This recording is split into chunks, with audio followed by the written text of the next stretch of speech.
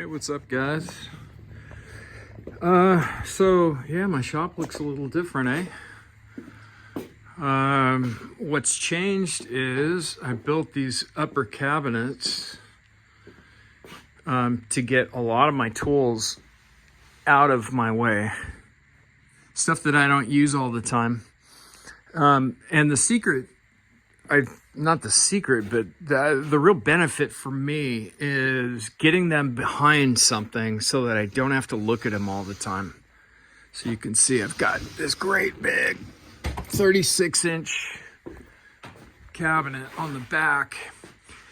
And in this case, it's got like door hanging stuff that I don't use all the time. It's all in my DeWalt boxes.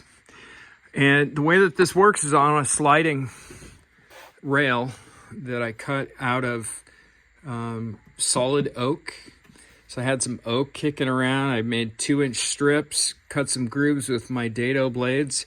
So the two outer blades and then one thin inner. And I just basically wanted it a little sloppy in my case, I used 1/4-inch MDF. And this is not meant to be showcase. This is meant to be utilitarian. I want it to feel kind of like a drafting room. That makes me feel creative. So, you know, this one above my MFT, you can see, I mean, you don't really even think about the storage, but check this out. When I open this, I mean, I can push these all the way over. I can slide off those doors, but I've got, what is that, 8 MFT, or 8 sustainers. And the nice thing about that is that it's just, you know, when it comes time in between projects to sweep up the shop, kind of take an inventory of how everything's going, whatever, my shop is neutralized. It ends up being clean. So I've got to patch the walls, do some of that kind of prep, but man, it's really getting there. But I wanted to just share this with you in case you're struggling to organize your shop and you're like, God, I got so much junk. You can see it just took a lot of time to get it to this point.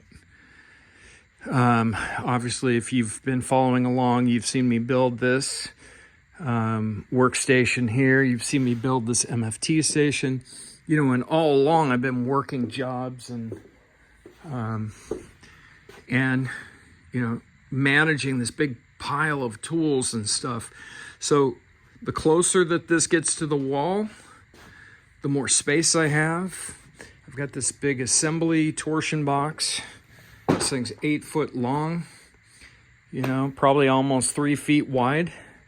And this has been great. I've already started assembling. In fact, I built the cabinets, all my uppers on this, and it was just a joy to work with. So last thing I got to do, I was going to do swing out doors. You know, I've got line holes for shelf pins on the inside of all these cabinets. So you can see those. We're all done with this line boring machine. So it would have been fairly easy for me to do doors and whatever, but doors are heavy, doors are bulky. Also, when you open doors, you've got hinges that are potentially in the way.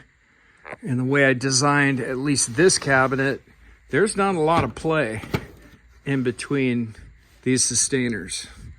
So with these doors totally slid to one side, I can get a sustainer out. But if I actually had doors, I would have had to make these much wider. So that's one of the reasons. The other thing is it's a really simple solution and an inexpensive one to have doors like this.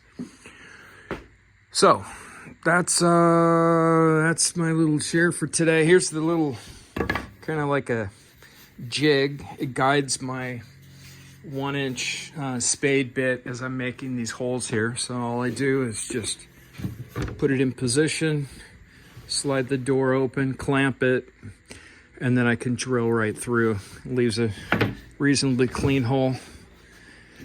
And that's about it. If you have any questions about how to do this yourself, let me know in the comments below.